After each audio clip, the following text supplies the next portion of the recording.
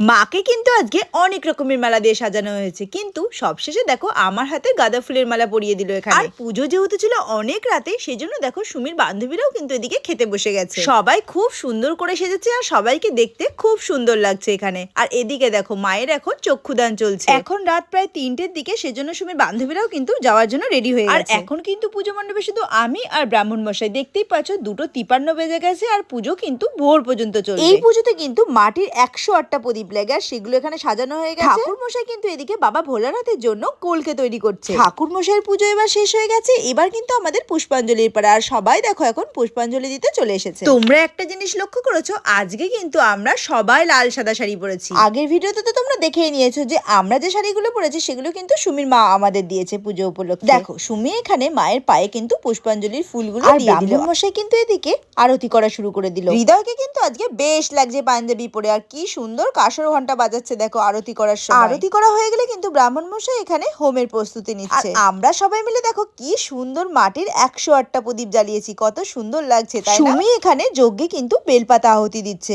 এবার তোমাদের পালা, তোমরা আমাকে বলো তো দীপাবলিতে তোমরা মোমবাতি বাদ দিয়ে কে কে মাটির প্রদীপ জ্বালাও? ব্রাহ্মণ মশাইয়ের কিন্তু এদিকে হোম করা কমপ্লিট হয়ে গেছে আর এবার কিন্তু আমরা যজ্ঞের টিকা একে একে পড়ে নিলাম।